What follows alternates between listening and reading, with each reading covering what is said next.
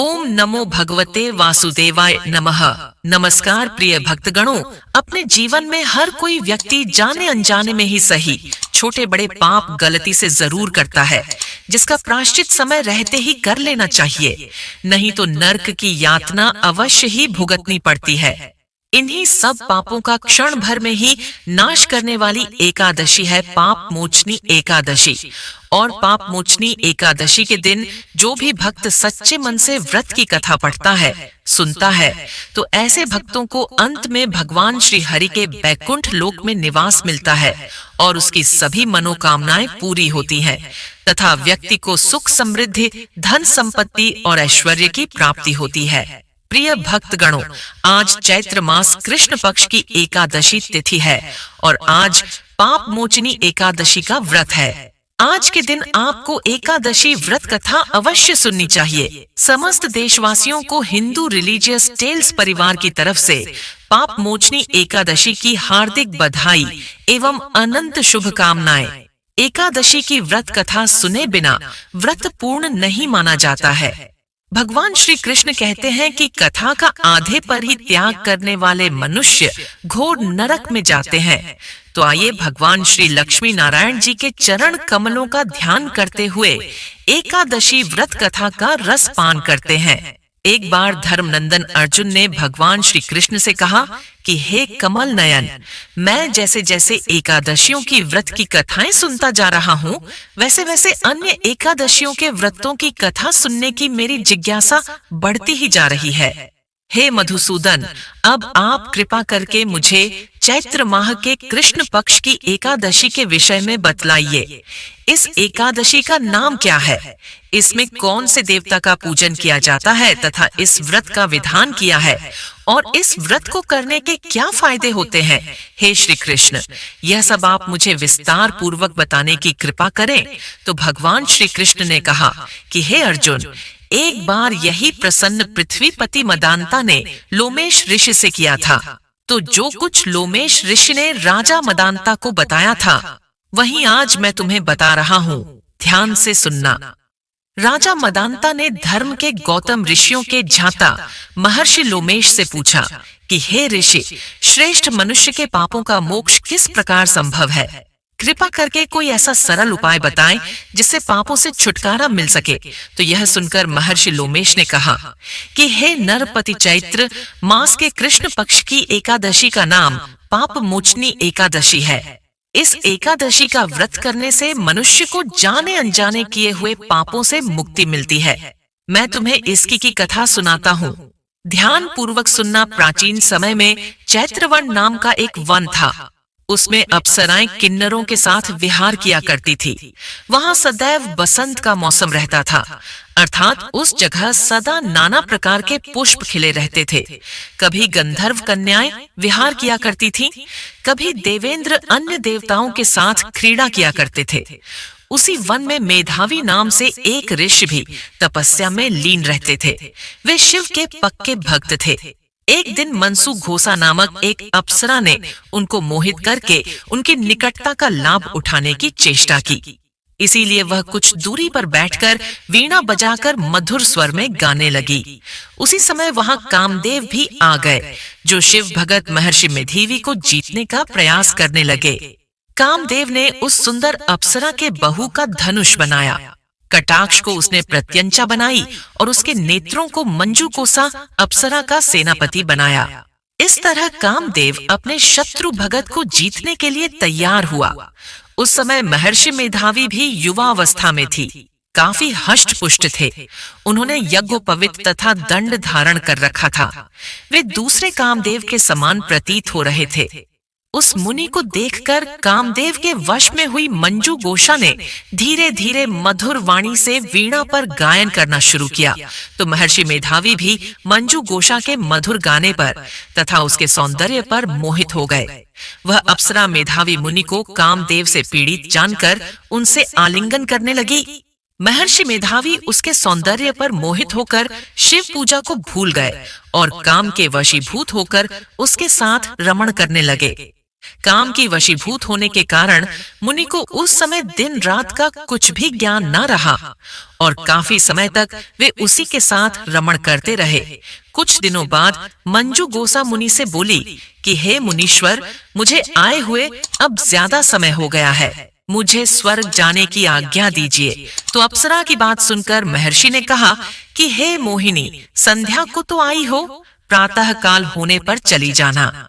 मेधावी ऋषि की ऐसे वचनों को सुनकर अप्सरा मंजू गोसा उसके साथ फिर से रमण करने लगी। इस प्रकार दोनों ने साथ साथ बहुत अधिक समय बिताया। मंजू गोसा ने एक दिन आर्ष से कहा कि हे विप्र, अब आप मुझे स्वर्ग जाने की आज्ञा दीजिए। तो मुनि ने इस बार भी वही कहा कि हे रूपसी, अभी ज्यादा समय व्यतीत नहीं हुआ है, कुछ समय और ठहरो। तो मुनि की बात सुनकर अप्सरा ने कहा कि हे ऋषिवर, आपकी रात को बहुत लंबी है, आप स्वयं ही सोचिए कि मुझे आपके पास आए हुए कितना समय हो गया है, अब और ज्यादा समय तक ठहरना क्या उचित होगा। अप्सरा की बात सुनकर मुनि को उस समय बहुत गुस्सा हुआ और वह गंभीरता पूर्वक सोचने लगे। तब उन्हें समय का ज्ञान हुआ कि उन्हें मंजू गोसा के साथ रमण करते हुए 57 वर्ष बीत चुके थे। उस अप्सरा को वह काल का रूप समझने लगे। 57 साल भोग विलास में व्यस्त चला जाने पर उन्हें बड़ा क्रोध आया और वे अपने भयंकर क्रोध में जलते हुए उस तप का नाश करने वाली अप्सरा मंजू गोसा की ओर बकुटी तान कर देखने लगे। क्रोध से उनके अथर्व कांपने लगे और इंद्रियां बेकाबू होने लगी। क्रोध से थरथराते स्वर में मुनि ने उस अप्सरा से कहा कि मेरे तप को नष्ट करने वाली दुष्ट तू महापापिन और दुराचारी है, तुझ पर तो धिक्कार है, अब तू मेरे श्राप से नहीं बच सकती। जा मैं तुझे श्राप देता हूँ कि तू आज से अभी से पिशाचिनी बन जा। तो मुनि के क्रोध युक्त श्राप से वह अप्सरा पिशाचिनी बन गई। यह देखकर व्यथित होकर बोली कि हे ऋषिवर, आप मुझ पर क्रोध त्याग कर प्रसन्न होइए और कृपा करके बताइए कि इस श्राप का निवारण कैसे होगा। विद्वानों ने तो कहा है कि साधुओं की संगत अच्छा फल देने वाली होती है और आपके साथ तो मैंने बहुत वर्ष व्यतीत किए हैं, अतः आप मुझ पर प्रसन्न हो जाइए, अन्यथा लोग कहेंगे कि एक पुण्य आत्मा के साथ रहने पर भी मंजू गोसा को एक पिशाचनी बनना पड़ा। मंजू गोसा की बात सुनकर मुनि को अपने आप पर और अपने क्रोध पर अत्यंत ग्लानि हुई, साथ ही अपकीर्ति का बह भी हुआ। अतः पिशाचिनी बनी मंजू गोसा से मुनि ने कहा कि तूने मेरा बड़ा बुरा किया है, फिर भी तूने मेरे साथ इतने साल बिताए हैं, तो मैं तुम्हें इस श्राप से मुक्त होने का उपाय बतलाता हूँ। चैत्र मास के कृष्ण पक्ष की जो एकादशी है, उसका नाम पाप मोचनी एकादशी। उस एकादशी का उपवास करो, पूजा पाठ करो, जिससे तुम्हारी पिशाचिनी की मुक्ति हो जाएगी। ऐसा कहकर मेधावी मुनि ने उसे व्रत का सारा विधान समझा दिया और फिर स्वयं अपने पापों का प्रायश्चित करने के लिए वे अपने पिता चवन ऋषि के पास चली गई। चमन ऋषि ने अपने पुत्र मेधावी को देखकर कहा कि हे पुत्र, ऐसा क्या किया है तूने कि तेरे सभी तप नष्ट हो गए, जिससे तुम्हारा तेज मलिन हो गया। मेधावी मुनि ने लज्जा से अपना सिर झुकाकर कहा, पिता श्री, मैंने एक अप्सरा से रमण करके बहुत बड़ा पाप किया है। इसी बात के कारण मेरा सारा तेज और मेरा सारे तप नष्ट हो गए हैं। कृपा करके आप इस पाप से छूटने का उपाय बतलाइए। ऋषि ने कहा कि हे पुत्र, तुम चैत्र माह के कृष्ण पक्ष की पाप मोचनी एकादशी का व्रत विधि विधान तथा भक्ति पूर्वक करो, साथ ही उपवास भी करो, इससे तुम्हारे सभी पाप नष्ट हो जाएंगे। अपने पिता चमन ऋषि के वचनों को सुनकर मेधावी मुनि ने पाप मोचनी एकादशी का व्रत विधि विधान से किया, तो पाप मोचनी एकादशी की व्रत के प्रभाव से उसके सारे पाप नष्ट हो गए। उधर मंजू गोसा अप्सरा भी पाप मोचनी एकादशी का उपवास करने से पिशाचिनी की देह से छूट गई और पुनः अपना सुंदर रूप धारण करके स्वर्गलोक चली गई। लोमेश मुनि ने कहा कि हे राजन, इस पाप मोचनी एकादशी के प्रभाव से समस्त पाप नष्ट हो जाते हैं। इस एकादशी की कथा के स्वयं पठन करने से 1000 गौ दान करने के फल के बराबर फल प्राप्त होता है। इस उपवास के करने से ब्रह्म हत्या करने वाले, सोना चुराने वाले, मद्यपान करने वाले, अगम या गमन करने वाले आदि भयंकर से भयंकर पाप भी नष्ट हो जाते हैं और अंत में स्वर्ग लोक की प्राप्ति होती है। बोलिए ओम नमो भगवते वासुदेवाय नमः। तो यह थी पाप मोचिनी एकादशी व्रत कथा। एकादशी के व्रत करने वाले को एकादशी कथा के साथ साथ एक बांके बिहारी की कथा भी अवश्य सुननी चाहिए। तो चलिए सुनते हैं। बांके बिहारी की बहुत ही सुंदर और चमत्कारी कथा। मथुरा के निकट एक गांव में एक छोटी लड़की रहती थी। वृंदावन निकट होने के कारण वहां बहुत से लोग ठाकुर जी के दर्शन करने के लिए जाते थे। जब वह छोटी बच्ची 5 साल की हुई तो उसके घर वाले बांके बिहारी के दर्शन के लिए जा रहे थे। उस समय वाहन बहुत कम होते थे। उनको दर्शन के लिए जाते देख वो छोटी सी लड़की बोली कि पिताजी, मुझे भी अपने साथ ठाकुर जी के दर्शन के लिए ले चलो। तो उसके पिताजी ने कहा कि बेटा, अभी आप बहुत छोटी हो, चल भी नहीं पाओगी। थोड़ी बड़ी हो जाओगी तो मैं तुझे साथ ले चलूंगा। कुछ समय बीता। जब वह 7 साल की हुई तो फिर घर वालों का किसी कारण वृंदावन जाना हुआ। तो फिर उस छोटी सी बच्ची ने कहा कि पिताजी, अब की बार तो मुझे अपने साथ ले चलो। मुझे ठाकुर जी के दर्शन करने हैं। लेकिन किसी कारणवश वह उसको नहीं ले जा सके। बच्चे के मन में ठाकुर जी के प्रति बहुत ही प्रेम था। वह बस उनका मन से चिंतन करती रहती थी और दुखी भी होती थी कि ठाकुर जी के दर्शन को नहीं जा सकती। गांव में सभी सहपाठी प्रभु जी के दर्शन कर चुके थे, लेकिन वह बच्ची नहीं कर पाई। जब सब ठाकुर जी के मंदिर का और उसके रूप का वर्णन करते तो बच्ची के मन में दर्शन की ललक और भी बढ़ जाती। धीरे धीरे समय बीतता गया। कई अवसर आए पर उस बालिका को ठाकुर जी के दर्शन नहीं हो पाए। शायद उसके भाग्य में ठाकुर जी के दर्शन नहीं लिखे थे। जब वह 17 साल की हुई तो उसके पिताजी को उसके विवाह की चिंता हुई। उसका विवाह भी तय हो गया। संयोग कहो या ठाकुर जी के प्रति प्रेम, उसका विवाह वृंदावन के सबसे पास वाले गांव में हो गया। वह लड़की बहुत ही खुश थी। अब तो ठाकुर जी के दर्शन जरूर होंगे। जब विवाह संपन्न हुआ तो वह अपने ससुराल गई। फिर रस्म निभाने के लिए अपने घर वापस आई। 1-2 दिन रुकने के बाद जब वह अपने पति के साथ वापस जा रही थी तो बीच रास्ते यमुना नदी पर उसका पति वहां पर रुक गया और उसे कहा कि तुम थोड़ी देर यहाँ पर बैठो और मैं यमुना में स्नान करके आता हूँ। तो उस लड़की का सीन तन अब ठाकुर जी की तरफ चला गया और वह सोचने लगे कि पता नहीं ठाकुर जी के दर्शन कब होंगे। उस लड़की ने लंबा सा घूंघट निकाल रखा था क्योंकि ससुराल गांव में था, इसीलिए घूंघट निकालना जरूरी था। वो वहीं पर बैठ गई। फिर वह मन ही मन विचार करने लगी कि देखो ठाकुर जी की कितनी कृपा है।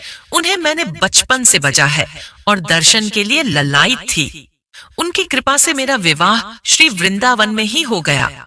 मैं इतने सालों से ठाकुर जी को मानती हूँ, पर अब तक मैंने उनसे कोई रिश्ता नहीं जोड़ा। फिर वह सोचने लगी कि ठाकुर जी की उम्र क्या हो सकती है। मेरे हिसाब से 17 वर्ष के होंगे। मेरे पति 21 वर्ष के हैं, इसीलिए उनसे थोड़े छोटे हैं। इसलिए वह मेरे पति के छोटे भाई की तरह हुए और मेरे देवर की तरह। चलो, आज से ठाकुर जी मेरे देवर होंगे। अब तो ठाकुर जी से नया रिश्ता जोड़कर उसे बहुत ही खुशी हुई और मन ही मन कहने लगी कि ठाकुर जी, आज से मैं आपकी भाभी हुई और आप मेरे देवर हो गए। पर वह समय कब आएगा जब आप मुझे भाभी भाभी कहकर पुकारोगे? जब वह लड़की यह सोच रही थी, तभी एक किशोरावस्था वाला सांवला सा लड़का उधर आया और कहने लगा, भाभी भाभी। लड़की अचानक अपने भाव से बाहर आई हो।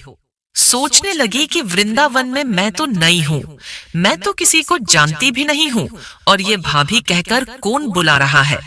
वह नई थी, इसीलिए उसने घूंघट तो उठाया नहीं कि गांव के किसी बड़े बुजुर्ग ने देख लिया तो बड़ी बदनामी होगी। जब वह बालक बार बार कहता पर वह उत्तर न देती, बालक उसके पास आया और कहा, भाभी अपना चेहरा तो दिखा दो। और वह सोचने लगी कि अरे, यह बालक इतनी जिद कर रहा है। इसीलिए उसने अपने घूंघट को और कस के पकड़ लिया कि कहीं यह घूंघट उठाकर ना देख ले। तो उसने कहा कि भाभी, आपने यह पर्दा क्यों कर रखा है? हम तो आपके देवर हैं। तो उस लड़की ने एक नजर उसे देखा और कहा, नहीं, हम आपको जानते ही नहीं। तो वह बोला, नहीं नहीं, हम आपको जानते हैं। आप उस गांव की हो ना, बस कुछ ही दूर पर हमारा घर है। अब तो भाभी अपना चेहरा दिखा दो। जब कह दिया ना कि हम आपको नहीं जानते, जब इनको पता चल गया तो बहुत मार पड़ेगी। तो वह बालक बोला कि भाभी, आप तो नाराज हो रही हो। देखो, हम आपके पास कितनी दूर से आए हैं। आपके प्यारे देवर हैं, आप हो कि बात ही नहीं करती हो। क्यों आप हमसे मिलना नहीं चाहती थी या? यह कहकर उस लड़के ने घूंघट खींच लिया और चेहरा देखकर भाग गया। थोड़ी देर में उसका पति भी आ गया।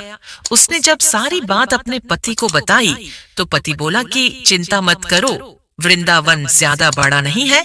किसी भी गली में अगर लड़का मिल गया तो हड्डी पसली एक कर दूंगा। फिर कभी भी ऐसा हुआ तो तुम मुझे जहां भी दिखे मुझे जरूर बताना।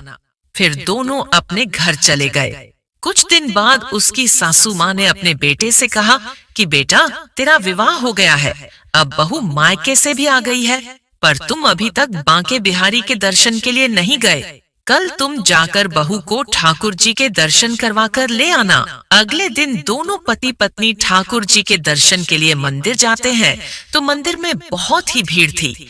तो उसका पति कहता है कि तुम जाकर आगे महिलाओं के साथ दर्शन कर लो और मैं तब तक आता हूँ। तो वह आगे जाकर खड़ी हो गई, पर उसने घूंघट फिर भी नहीं उठाया।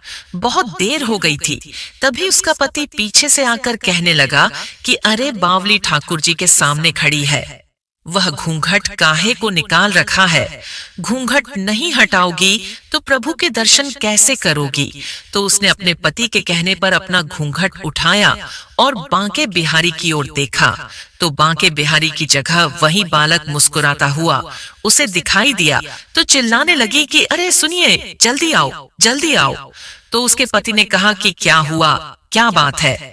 तो उसकी पत्नी बोली कि उस दिन जो मुझे भाभी भाभी कहकर बुला रहा था ना, वह लड़का मुझे मिल गया है। तो पति ने कहा, कहाँ है, मुझे बताओ, अभी मैं उसे बताता हूँ। तो उसने ठाकुर जी की ओर इशारा करके कहा कि यही तो है आपके सामने। तो उसके पति ने देखा तो वह देखता ही रह गया। अत्यधिक उसी के साथ अपनी पत्नी से बोला कि तुम धन्य हो, वास्तव में तुम्हारी हृदय में सच्चा भाव और ठाकुर जी के प्रति प्रेम है।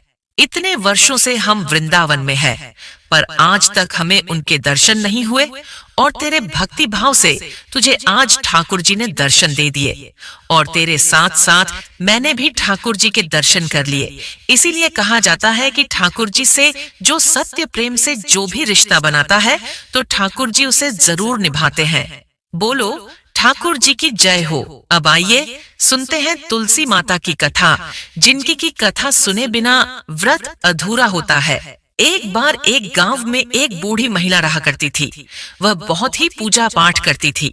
वह रोज तुलसी माता की पूजा करती थी, सींचती, और वह बूढ़ी मैया रोज तुलसी माता से कहती है, हे तुलसी माता, सत की दाता, मैं तेरा बिड़ला सींचती हूँ, मुझे बहू दे, पीतांबर की धोती दे, मीठा मीठा ग्रास दे, बैकुंठ में वास दे, चटक की चाल दे, पटक की मौत दे, चंदन का काठ दे, रानी सा राज दे, दाल भात का भोजन दे, ग्यारस की मौत दे, कृष्ण जी का कंधा दे। वह बुजुर्ग महिला हर रोज तुलसी माता की पूजा करती थी और उनके बदले को रोज की थी। तुलसी माता बूढ़ी माँ की यह बात सुनकर धीरे धीरे सूखने लगी। तभी भगवान कृष्ण ने देखा कि तुलसी माता सूख रही है, और तभी एक दिन भगवान कृष्ण तुलसी माता जी के पास प्रकट हो गए और भगवान कृष्ण जी ने तुलसी माता से पूछा, हे तुलसी, तुम क्यों सूख रही हो? सभी महिलाएं तुम्हारी पूजा करती हैं और तुमको सींचती है, लेकिन फिर भी तुम सूखती जा रही हो। इसका क्या कारण है? जिसके बाद तुलसी माता ने भगवान श्री कृष्ण ने कहा, हे प्रभु, एक बुजुर्ग महिला मेरे पास रोज आती है और रोज एक ही बात बोलती है, मैं सब बात तो पूरा कर दूंगी, लेकिन कृष्ण का कंधा कहाँ से लाऊंगी? तभी भगवान श्री कृष्ण तुलसी माता की बात सुनकर जोर जोर से हंसने लगे और भगवान श्री कृष्ण ने तुलसी माता से कहा, हे तुलसी, तुम चिंता मत करो। उस बूढ़ी मैया की जब मृत्यु होगी तब मैं स्वयं उसको कंधा देने जाऊंगा और तुम उस बूढ़ी मैया को बता देना। जिसके बाद भगवान श्री कृष्ण तुलसी माता को यह बताकर वहां से अदृश्य हो गए और धीरे धीरे उस बुजुर्ग महिलाओं की तबीयत खराब हो गई। एक दिन जब एकादशी का दिन था तो उस बूढ़ी मैया की मृत्यु हो गई। तभी कुछ बूढ़ी मैया के आसपास रहने वाले सभी लोग आ गए और उन्होंने उस बूढ़ी मैया की अंतिम संस्कार के लिए उनको जैसे तैसे उठाया तो वह बूढ़ी मैया वहां पर किसी भी व्यक्ति से नहीं उठती है। तभी अचानक से एक बच्चा आया और सभी से कहने लगा कि मैं बूढ़ी मैया के कान में कुछ कहना चाहता हूँ, जिससे वह बूढ़ी मैया हल्की हो जाएंगी और आप सभी लोग उसको आराम से उठा लेंगे। यह सुनकर सभी लोग बहुत ही आश्चर्यचकित हो गए और कहने लगे, ऐसा कैसे हो सकता है? और सभी लोगों ने उस बच्चे को बालक समझकर वहां से भगा दिया। लेकिन वहां पर उपस्थित एक बुजुर्ग आदमी ने उस बच्चे से कहा कि जाओ, तुम्हें जो करना है वह कर लो। लेकिन सभी लोगों को यह पता ही नहीं था कि बच्चे के रूप में भगवान श्री कृष्ण ही आए हैं उस बूढ़ी मैया को कंधा देने के लिए। जिसके बाद भगवान श्री कृष्ण उस बूढ़ी मैया के पास गए और उनके कान में जाकर कहने लगे, माई मन की निकाल दे, पीतांबर की धोती ले, मीठा मीठा घास ले, बैकुंठ में बांस ले, चटक की चाल ले, मटक की मौत ले, चंदन का काठ दे और सब ले, कृष्ण जी का कंधा भी ले। भगवान श्री कृष्ण के इतना बोलते ही वह बूढ़ी मैया हल्की हो गई और फिर भगवान श्री कृष्ण ने सभी लोगों के साथ मिलकर उस दिन उस बूढ़ी मैया को कंधा दे दिया और उस बुजुर्ग महिला का अंतिम संस्कार कर दिया। जिसके बाद उस बूढ़ी मैया को मोक्ष प्राप्त हो गया और उस बूढ़ी मैया को स्वर्ग की प्राप्ति हुई। हे भगवान श्री कृष्ण, जिस प्रकार आपने बूढ़ी मैया को सब कुछ दिया, उसी प्रकार आप अपने सभी भक्तों को देना।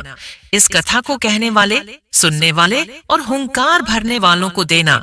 जय हो माता तुलसी की, जय हो भगवान श्री कृष्ण की। ओम नमो भगवते वासुदेवाय नमः। प्रिय भक्त गणों, उम्मीद करती हूँ आपको मेरी यह कथा अत्यंत पसंद आई होगी। अगर आपको मेरी यह कथा पसंद आई है तो कथा को लाइक अवश्य कर दीजिए। जय श्री राम, हर हर महादेव।